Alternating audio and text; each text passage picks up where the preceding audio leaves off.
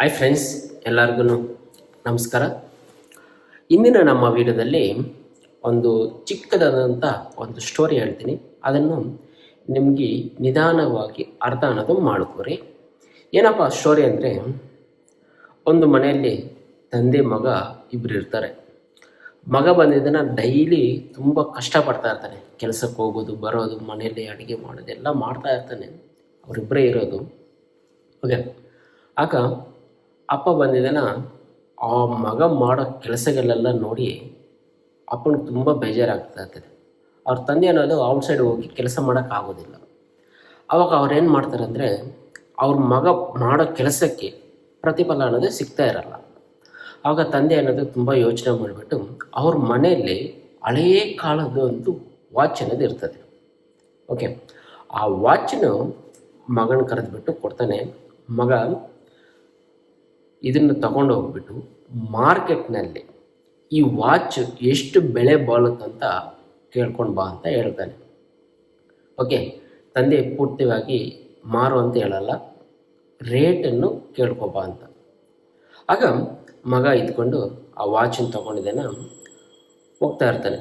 ಆಗ ಫಸ್ಟ್ ಒಂದು ವ್ಯಕ್ತಿ ಕಾಣಿಸ್ಬಿಟ್ಟಿದ್ದಾನೆ, ನೋಡಿದಾನ, ಏನೋ ಎಲ್ಲಿಂದ ಕಳ್ತನ ಮಾಡ್ಕೊಂಡು ಬಂದುಬಿಟ್ಟಿದೆಯಾ ವಾಚ್ ಅಂತ. ನೋಡಿ ಹೆಂಗಿರ್ತದೆ, ಯಾಕಂದರೆ ಆ ರೀತಿ ವಾಚು ಅವನು ಯಾವಾಗಲೂ ನೋಡಿರಲ್ಲ.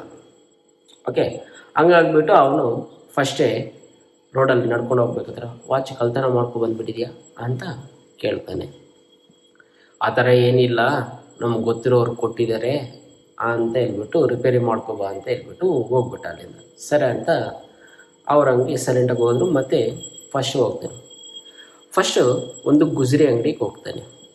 ಗುಜರಿ ಅಂಗಡಿಯವನು ಈ ಕಡೆ ಹಿಂಗೆ ನೋಡಿಬಿಟ್ಟು ವಾಚ್ನು, ಆವಾಗ ಗುಜರಿ ಅಂಗಡಿಯವನು ಇದಕ್ಕೂ 50 ರೂಪಾಯಿ ಬರುತ್ತೆ ಅಂತ ಗುಜರಿ ಅಂಗಡಿಯವನು ಹೇಳ್ತಾನೆ. ಅಷ್ಟೇನಾ, ಇನ್ನೇನು ಇಲ್ಲೋ ಅಂದ. ಅದೇ 50 ರೂಪಾಯಿ ಜಾಸ್ತಿ, ಹೋಗ ಆಚೆಗೆ ಅಂತ ಗುಜರಿ ಅಂಗಡಿಯವನು ಹೇಳ್ತಾನೆ. ಅದಾದಮೇಲೆ ನೆಕ್ಸ್ಟು ಒಂದು ವಾಚ್ ಅಂಗಡಿಗೆ ಹೋಗ್ತಾನೆ.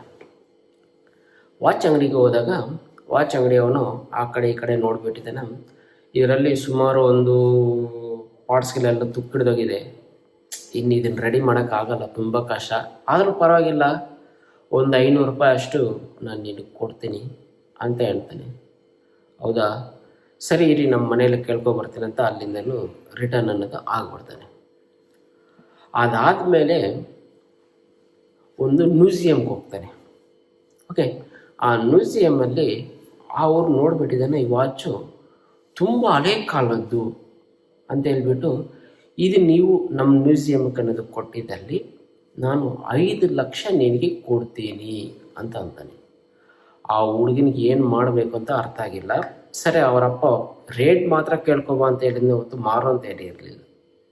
ಸರಿ ಅಂತ ರೇಟನ್ನು ಮನೆಗೆ ಬರ್ತಾನೆ.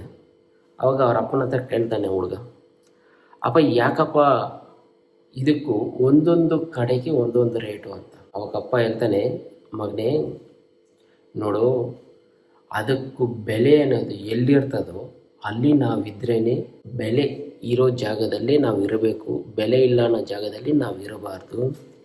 ಈಗ ನಿನಗಿದೆ ಹಿಡಿದು ಏನು ಅರ್ಥ ಆಯಿತು ಅಂದರೆ, ಇಲ್ಲಿ ಸುತ್ತಮುತ್ತ ಎಲ್ಲ ಇಷ್ಟು ಕಷ್ಟಪಟ್ಟು ಕೆಲಸ ಮಾಡ್ತೀಯ, ಅದಕ್ಕೆ ನಿನಗೆ ಪ್ರತಿಫಲ ಸಿಗೋದಿಲ್ಲ.